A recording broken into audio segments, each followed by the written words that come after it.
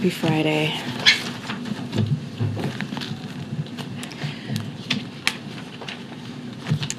Okay, so we are rounding out another big week here at the White House and a lot of great news for the American people. The president traveled to Arizona, underscoring how his economic plan continues to create jobs, revitalize American manufacturing, strengthen our supply chains, and give families more breathing room. For the first time in almost 2 years, the national average gas price is lower than its level was 1 year ago. Senator Warnock will continue representing the people of Georgia. He ran on the president's message: we must strengthen Social Security and Medicare, lower prescription drug costs, and protect a woman's right to make her health care decision. The president announced historic relief to protect the hard-earned pensions of hundreds of thousands of union workers and retirees thanks to the American Rescue Plan. And yesterday, President Biden kept his promise to bring Brittany Griner home and reiterated his commitment to securing Paul Whelan's release. The president will never give up. As Russia continues to wage its brutal war against people of Ukraine, today the Biden-Harris administration is announcing a new $275 million security assistance package to help Ukraine defend itself against Russian aggression. This package will provide Ukraine with new capabilities to boost its air defenses and counter the threats Ukraine is facing from Iranian UAVs, which Russia is using to attack Ukraine's critical infrastructure and kill Ukrainian civilians. Today's announcement also includes critical equipment that Ukraine is using so effectively to defend itself on the battlefield, such as more ammunition for HIMARS and Ukraine's artillery. And now, our favorite thing is the week ahead. So just giving you a quick look. Actually, it's more than a quick look. We have a lot to share for next week. On Monday, the President and First Lady will travel to Joint Base Myer-Henderson Hall in Arlington, Virginia, to participate in a United States Marine Corps Reserve Toys for Tots event. They will join spouses of senior Department of Defense and service leadership and local military children in sorting donated toys for distribution to families in need ahead of the holidays. This engagement is part of the First Lady's Joining Forces initiative to support those who serve, including families of service members and veterans, caregivers, and survivors. And we'll also have National Security Advisor Jake Sullivan right here in the press briefing room on Monday to preview the African Leaders Summit. On Tuesday, the president will host a ceremony on the South Lawn to sign the Respect for Marriage Act, accompanied by members of Congress, members of his cabinet, and stakeholders. On Wednesday, the president looks forward to hosting the U.S.-Africa Leaders Summit. This summit will underscore the value the United States places on our collaboration with Africa on the most pressing global challenges and opportunities, as well as on the Biden administration's commitment to revitalizing global partnerships and alliances. We expect to engage a wide range of African and U.S. stakeholders to illustrate the breadth and the depth of American partnerships with African governments, businesses, civil society, and citizens. Partnerships based on dialogue that harness the creativity of our peoples. In the morning, the president will deliver remarks at the U.S.-Africa Business Forum. Later in the day, he will host a small group multilateral meeting with leaders. In the evening, the president will host the U.S.-Africa Leaders Summit dinner in the East Room. The president will also observe the 10th anniversary since the tragic Sandy Hook shooting. We will have more details on that next week. On Thursday, the president will continue his participation in the Africa's Leaders Summit. He will participate in the Leaders session on partnering on the Africa Union's Agenda 2063, the continent's strategic framework for inclusive and sustainable development based on Pan-Africa unity, self-determination, freedom, progress, collective prosperity. Afterwards, he will participate in a family photo with the leaders. In the afternoon, the president will participate in the leaders session on promoting food security and food systems resilience. And then on Friday, the president will head to Wilmington. He will remain there over the weekend. With that, it's all yours. Thanks. Did the president get a heads up from Senator Sinema in advance of her announcement this morning that she would re-register as a Democrat? As an independent, sorry? So I will say this, as always, we do not discuss private conversations that we have with members of Congress. Don't have anything else to share outside of that, but we are just not going to share any private conversations that we have with Congress. Could you talk about the president's reaction? Was he surprised? Well, I put out a statement, and that, as you know, I speak for the President of the United States. So he sees and we see Senator Sinema as a key partner on some of the most historic pieces of legislation that you all have covered in this administration. When you look at the past 20 months, from the American Rescue Plan to the Bipartisan Infrastructure Law to the Inflation Reduction Act to the Respect for Marriage Act, from also the PACT Act, all of these pieces of legislation have been historic, and we have partnered with Senator Sinema. And so, look, we understand her decision to register as an independent in Arizona. The way we see it and understand it, it does not change the new Democratic majority control of the Senate. And we have every reason to expect that we will continue to work with her successfully. And on a different topic, yesterday's prisoner swap, does the president believe that the deal that was struck by his administration with the Russian administration to free Brittany Griner was a fair one, that was a fair arrangement?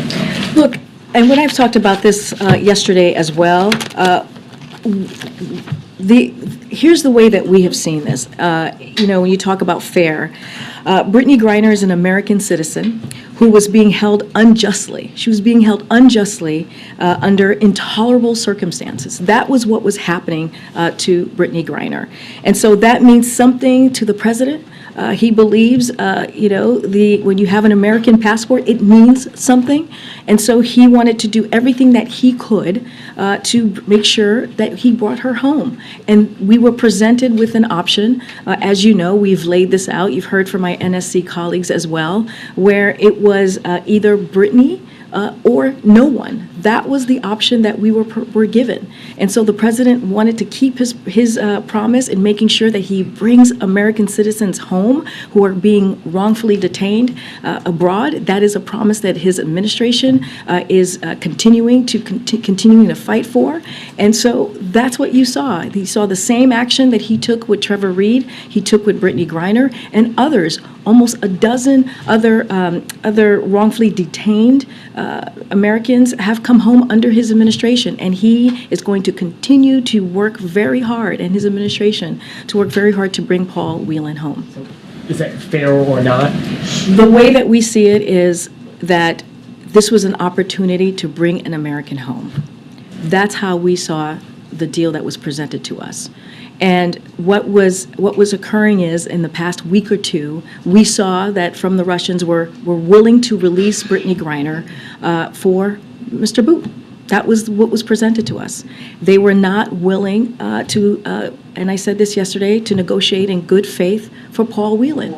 And so it was either Brittany Griner, one American, or no American. And so that's how we see the negotiation that was presented in front of us, and that's the very difficult decision that the president had to make, and we were able to bring her home safely.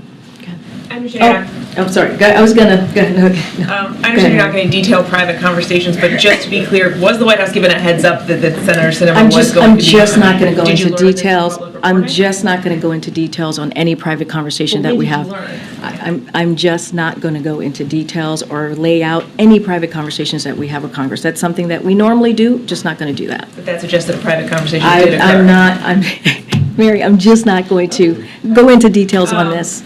Well, let me try this then. Just 2 days ago, you said that Warnock's win gave you a little bit more breathing room, a little bit more ability to deliver for the American people. Does Sinema's decision to leave the party take away some of that breathing room? Look, as I said, and I put out a statement on this, as you all know, as I said, that we understand Senator Sinema's decision to register as an independent. The way that we see it, it does not change the majority, or it doesn't change the complexion of what our Democratic majority is going to look like in the Senate.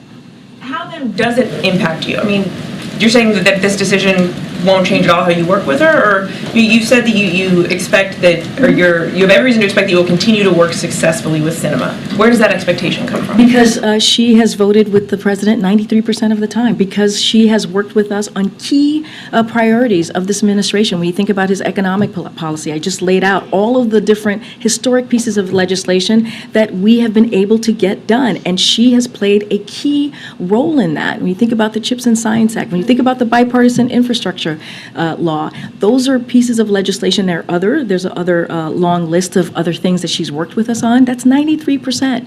And so we think that partnership will continue. We do not see a change in our Democratic majority as it relates to the Senate. So we are very confident. I'm going to call actually on Alex in the back because of what occurred yesterday. I know Brett is not here, but want to give you an opportunity to ask a question. Thank you. I wanted to ask about if the president has spoken with any gun violence prevention advocates or victims' families ahead of the Sandy Hook anniversary, and also if he has any plans to talk to lawmakers next week about his call for an assault weapons ban. I don't have anything to preview at this time on any calls that the president might make or will make. The president has talked about Sandy Hook being the worst day in his 8 years as vice president, and you can expect him to mark this sad day next week, as I laid out in the week ahead. On Wednesday, as you all saw, the president joined survivors and families impacted by gun violence to deliver remarks at the 10th annual National Vigil for all victims of gun violence, organized by the Newton Action Alliance. The vigil was a service of mourning and loving remembrance for all who have fallen victim to the ongoing epidemic of gun violence in America. And as you all know, the president has done more than speak about gun violence. He's actually taken action. He fought relentlessly to take action as well. He has done taken more executive action at this time in his presidency than any other president. And so, look, and let's not forget, he signed the most significant gun safety legislation in 30 years this summer, but he feels that is not enough, and we need to do more. And so he continues to call for the assault weapons ban. He did that on that day, on Wednesday, when he was there with families and friends, speaking of this moment. And he's never going to stop showing up and speaking out. And I have said this before, he believes his role as president is to make sure that we continue to continue to push this into the dialogue. So making sure that the American people understand how important it is to talk about getting the assault weapons ban. Thank you so much. I want to follow up on Mary's question. When she asked you why you feel confident that you'll be able to continue to work with Senator Sinema successfully, you cited her record. But just to put a fine point on it, has the administration been given assurances by anyone within the senator's office or the senator herself that she is going to continue to work with you? I'm just not going to divulge or speak to any private conversations that we have with members of Congress. That is something that is not unusual. That is something that I've said many times before. Understand the question. What I am saying is her actions speak to what we're trying to lay out here, right? 93% that she's voted with the president over the last 20 months. I've listed out the historic pieces of legislation that she has played a significant role, that she's played a key partner role with us. And so, we don't see a change in the Democratic majority with her deciding to register as an independent. Do you expect her to caucus with Democrats? Look, we don't see a change in the Democratic majority, and so we see this as a decision that she has made, but we do not see a change in our Democratic majority. Let me ask it this way, and then I do have one on Brittany Griner. Does Senator Sinema have the support of the president in this decision and moving forward into 2024? So cannot speak to 2024. I'm covered by the Hatch Act, and as far as I understand it, she hasn't announced her plans for 2024 yet, so just not something that I'm going to speak to. Support of the president right now? Absolutely. Well, we see her as a key partner. We understand her decision to register as an independent. Let me ask you about something that Vladimir Putin said today. As you know, he held that press conference, and he said more prisoner swaps may occur between the U.S. and Russia. He said, quote, everything is possible. What does the U.S. make of that? What does the administration hear in those words? So we're just not going to talk about any ongoing diplomatic conversations. We've been very clear that we want the American people to know that their safety and security is among our highest priority when it comes to aggressively doing everything that we can to bring Americans home who are being wrongfully detained, bringing them home safely, but not going to get into any diplomatic conversations from here. Thank you. Now that Brittany Griner is back on U.S. soil, has President Biden spoken to her, or does he plan to? So don't have any calls to preview. As you know, the president spoke with her, Brittany Griner, yesterday morning in the 7 o'clock, 8 o'clock hour, right before he came out to speak to all of you and to give the announcement. And in the room was her wife and the vice president and Jake Sullivan, and also the Secretary of State. And we've already read out what that conversation was like. I do want to give a little bit more information on where we are this morning. We can confirm, as you all know, that Brittany Griner arrived at Joint Base San Antonio, Fort Sam Houston, early this morning. She has been reunited with her wife, Sherelle. U.S. officials who met her on the ground said she was in very good spirits, appears to be in good health. She was immediately taken to Brooke Army Medical Center, where she is being offered a range of support options following her time detained in Russia. Do you know if she's home or when she might go home? So not going to get ahead of what's going to happen next. What I can tell you is where she is currently today. Every individual is different, and those decisions are up to them and their families. They'll take as much time as they need. What we can say, typically upon arrival, people are offered a wide range of additional support, including full medical checkup, a mental health checkup, and additional means of support. All of this is voluntary, so it is up to her and her family. Can you confirm the report that Russia wanted Vadim Krasikov, who is a Russian assassin being held in Germany, in exchange for Paul Whelan? So I cannot go into any specifics or any negotiations information from here. As you know, we are working very hard to secure Paul's return, and so don't want to get ahead of what's currently happening. And I just want to leave it there. Okay. Well, did the U.S. have any conversations with a third party when they were negotiating the prisoner swap? I'm just not going to get into specifics on any of the negotiations. What I can tell you was that we realized, and I think I said this a moment ago, we realized about a week or two ago that Russia was willing to do a negotiation to release Brittany Griner, and that was Brittany Griner for Mr. Boot. And that's what they offered. They were not negotiating in good faith when it came to Paul. They categorized him very differently, and we've talked about that.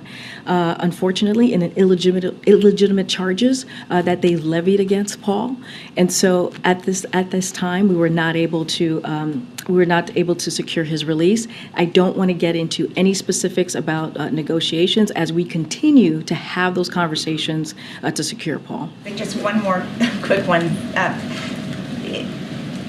In order to get an American back, is the U.S. only willing to swap a Russian national, or would it consider trying to work with another country to get someone else? I get your question, and I understand. I just cannot get into what we will or will not do any of the negotiations. We have Americans out there who are wrongfully detained, being held hostage, and we want to make sure that we get them home safely. And negotiating from here or giving information on the internal mechanics or process certainly would not be prudent. Thanks, Corinne. China is easing its COVID-0 restrictions. I'm wondering if you could talk about whether that's something that the White House supports or doesn't, and specifically how you see it playing out for U.S. manufacturing that has operations in China. Do you think it will sort of improve supply chains because there will be less restrictions on workers, or is there concern, both medical and economic, about if there are wide-scale outbreaks of COVID in China now? So any policies of the PRC, I'm certainly not going to comment about them from here. What we have been very clear about is China's COVID policy is not a policy we are pursuing here. In the United States, we are focused on what works, like encouraging Americans to get their updated vaccine, which we try to do as often as we can from here, and also just more broadly in the administration, and making testing and treatment easily accessible. That is going to be our focus. We're just not going to comment on PRC's policies. And then Fox Business had a report today that Bank of America CEO Brian Moynihan is on a short list to replace Janet Yellen if and when she decides to leave the administration. Wondering if you could comment on that. So, as Secretary Yellen said herself just last month, she has no plans to leave. It seems to be that report to us seems to be pure speculation. I'm going to go ahead. Merci, Karine. I have two questions. The first one is on... First, I thought you were going to talk to me in French. I was going to be like, oh, gosh. Hope my mom's not watching. First thing is on the statement that came out today about Canada and the U.S. taking coordinated sanction against Iranian officials connected to human rights abuse. I'm trying to figure out why this coordination with Canada in this very instance. First of all, it's good to see you. It's been a while, a long time, so I know I made a joke, but it is good to see you. So I just want to say at the top, the United States is committed to supporting the Iranian people and imposing costs on those responsible for the brutal crackdown. We continue to coordinate with allies and partners and find ways to confront Iran's human rights abuses, both in public and also in private. The joint U.S.-Canada statement today is an example of this effort. We took coordinated sanctions against today against Iranian officials connected to human rights abuses, including those committed as part of the ongoing brutal crackdown aimed at denying the Iranian people their human rights and their fundamental freedoms, their fundamental rights. So we'll continue to support the Iranian people. I can't speak to Canada. You would have to speak to their government, as I'm sure you do often, but I can't speak to different countries' reasoning for their own reasoning for taking action. But clearly, this is an important action that shows support for the Iranian people as we're seeing this truly brutal crackdown on the civilians there. Thank you. And my other question is on the next week's summit, the African Leaders Summit. We're going to get into details, but I'm trying to figure out how much do the Chinese intense economic involvement and the Russian, through Wagner, military involvement, is playing a role in the president's willingness to engage even more intensely with the leaders. What I can say, our focus next week is going to be on Africa. That's going to be the focus of the summit. This summit is an opportunity to deepen the many partnerships we have on the African continent. We will focus on our efforts to strengthen these partnerships across a wide range of sectors, spanning from businesses to health to peace and security, but our focus will be on Africa next week. Okay. Can you provide any updates on what the president is doing to push forward the government spending bill? So look, I've talked about this many times, and we believe getting the government funding done is critical, and it's going to be important. And this is something that we encourage and continue to talk to Congress about getting this done. I talked about how Shalonda Young is certainly leading that effort, our OMB director, and she knows how to get bipartisan deals done here. And look, we were able to get government funding done in a bipartisan way last year. We believe it should be done in a bipartisan way this year. There is enough time to get this done. We are talking about critical resources that the American people need. When you think about public health, public education, our national security, these are all incredibly important, and it should be done in a bipartisan way. And there's enough time to get that moving. And as families are facing rising school lunch debt, can you also provide an update as to what the president is doing to push forward free school meals for all? So the president, as you've heard him say, is proud that his American Rescue Plan provided additional emergency food and nutrition assistance for those in need, building on our $60 million investment in farm-to-school initiatives, our national strategy on hunger, nutrition, and health, which we released in September, includes a provision on creating a path to free health school meals for all children. As a first step in reaching this goal, the administration is committed to working with Congress to expand access to healthy free school meals to an additional 9 million kids over the next decade. But obviously, this has been a priority for this president since the beginning of his administration. Just a follow-up on Iran and human rights. Iran just executed a man for his involvement in the anti-government protests. Other detainees also face the possibility of the death penalty related to the protests. Can you speak more specifically on those instances? So we denounce these draconian sentences in the strongest terms. These sentences are meant to intimidate people and suppress dissent, and so they will not work. And Iranians' leadership continues its violent crackdown as they do that on peaceful protesters. They should know that the world is watching. I just talked about a letter that was signed by our allies, really calling that out, continuing to do that. So the United States is committing to supporting the Iranian people and imposing cost on those responsible for the brutal crackdown. Just today, again, we announced the sanctions to hold Iran accountable for human rights abuses. We continue to coordinate with allies and partners and find ways to confront Iran's human rights abuses, both, again, as I said earlier, in public and in private. We will stand with Iranian civilians as they are fighting for their basic freedom, their basic human rights, and we will continue to denounce that. Okay, and another question on Saudi, please. Does President Biden plan to follow through with his statement that there will be consequences on Saudi Arabia following their oil production cuts, or is the understanding now that gas prices have stabilized, so perhaps it's not as urgent for those consequences to happen? And just more broadly speaking, does the growing ties between Saudi and China, does that play a role in the administration's reassessment of relations with Saudis that were promised to us? So there's a couple of things there, kind of laid out a couple of items that I'll touch on. So look, the gas prices that we're seeing currently that are going down is because of the work that this president has done. It's because he took historic action to tap into the Strategic Petroleum Reserve. And because of those actions, we're seeing prices go down. So I want to be very, very clear on that. So as far as the relationship, the review that you're asking me about, we are assessing relations with Saudi Arabia methodically and strategically, as we have done over the last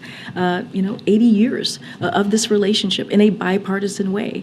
And we're going to do this in line with what's in our interest, and we will judge the way forward based on their actions as well as our ongoing consultations with partners and allies, and also the new Congress that is going to be before us very soon, and the Saudis as well. Don't have anything more to share, but again, remember, this is an 80-year history, and as we have reevaluated over the course of those 8 decades in a bipartisan way, and that's how we're looking to move forward. And just really quickly, last one on Taiwan. Can you comment on the timing of the $425 million arms sales to Taiwan earlier this week, which happened on the same day that the president went to Arizona to visit the TSMC plant, which is, of course, part of the effort to get ahead of the strategic rivalry with China? Is there any kind of messaging here that these two events happened on the same day? So there's no connection. I can say pretty affirmatively, there's no connection there. This was a package of upgrades on pre-existing sale. I think we've talked about that here before in the briefing room. We continue to support Taiwan's self-defense consistent with our longstanding one China policy. So no change there. Go ahead. Thank you, Corinne. I've got 2 questions for you. The first about the coronavirus pandemic and then one about Twitter. On the pandemic, the former vice president of the EcoHealth Alliance has a new book out, and he says that he's convinced that COVID-19 leaked from a Wuhan lab. To my knowledge, he hasn't produced any direct evidence, but he speculates that risky U.S.-funded research caused the pandemic. Does the U.S. government have a response to that? So I would refer you to the NIH on that, but a couple of things, and EcoHealth as well for specifics here on the question that you have. But we do not know the origins, as you know, of COVID because of China's lack of transparency. As I've said before, this is something we, including the president, have pressed China on repeatedly. NIH has exhaustively communicated the oversight of its scientific work and its purpose to ensure pandemic preparedness. It's quite wonky, as you know. And so, again, I would refer you to NIH. Again, it's very in-depth, and that's the place that I would refer you to get more specifics. Just a very brief follow-up before turning to Twitter. Dr. Fauci's agency recently resumed funding for the EcoHealth Alliance. Is there any concern about that, given its past risky research in Wuhan? And if you're not able to speak to that, I was wondering if you could perhaps invite Dr. Fauci back here to take some more questions. I would refer you to NIH. They would provide you with the information directly, so I'll just leave that there. But on Twitter, Elon Musk this week fired the former FBI General Counsel Jim Baker, who was serving as a top Twitter lawyer. Musk alleges that he may have been involved with countermanding his attempts at transparency. And I was wondering if anyone in the Biden administration was in touch with Baker, either regarding moderation decisions that critics call political censorship or regarding his transparency efforts recently. So it's up to private companies to make these types of decisions. We were not involved. I can say that. We were not involved. And as I've said several times this week already, we've had this conversation many times in this briefing room, just the past couple of days. Of course, it's up to these companies to make their own decisions about the content on their platform and to ensure content flows there on standards and on their own standards and policies. Don't have anything more to share. On the not involved in speaking with Baker about this transparency effort by Musk, is that what you're saying? That the Biden administration wasn't involved? We were just not involved. Just answering your question, we were not involved. Go ahead. Thanks, Reen. I think probably across this question to some degree, but the official commutation order for Victor Boot was signed by the president on December 2nd, which was 5 days before everything actually transpired. Why 5 days? Did that mean that the deal was done then, or you did it in preparation for a deal? How does that actually work? So, as I've stated before, you just stated it, that about the clemency. Look, we knew about a week or two ago that there was going to be a deal for Brittany Griner. And that was what the Russians had presented to us. And they wanted the deal, right, to secure her return was Mr. Boot for Brittany Griner. And so that was the deal that was presented to us, and that's how we moved forward because we wanted to make sure we brought one American home. It was either no American or one American. And so that process was about a week or two ago. I can't go into detailed specifics on the 5 days or when things were signed. I don't have that information to provide for you at this time. But we learned that about a week or two ago.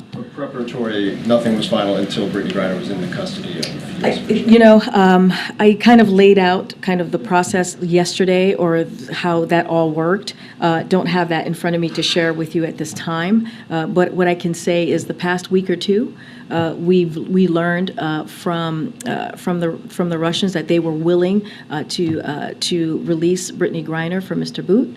And we tried throughout the past several months, as you know, the past 6 months since we heard from Secretary Blinken back in July saying that we were in intensive conversation to get Brittany home, to get Paul Whelan home. In every conversation over the last several months, we worked very hard to get the both of them home. That was always a priority. And again, it wasn't until very recently that we learned that they were only willing to make an arrangement for Brittany Griner, and Paul Whelan, as I've stated many times before, was just seen differently in an illegitimate way, and so the president wanted to make sure we brought an American home, and that's what we saw yesterday. In terms of legislatively, I know you guys are very much in the lame duck zone right now, but has the last week either changed or spurred the planning for the next Congress legislatively, how you guys approach the next Congress, and was that shifted at all by what happened this morning? What happened this morning? Yes. No, not at all.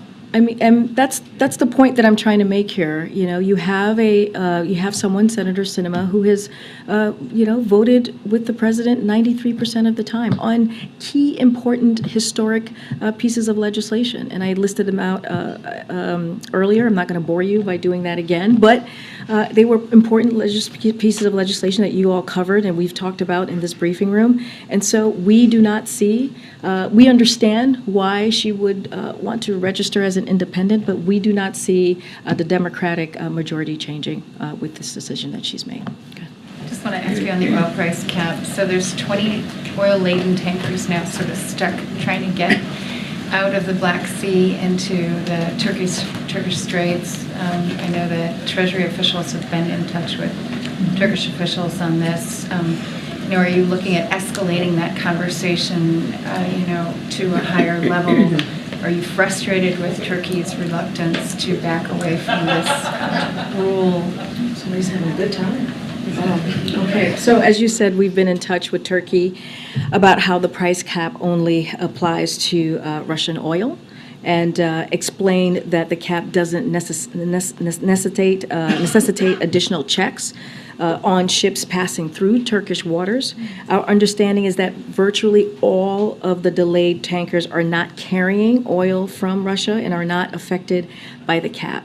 So Turkey has made clear they share our interest in a well-supplied market and allowing seaborne oil to transit the Turkish Straits. They have made clear their goal is to resolve this issue as quickly as possible. And so again, we've been in touch with Turkey, and this is how we're moving forward.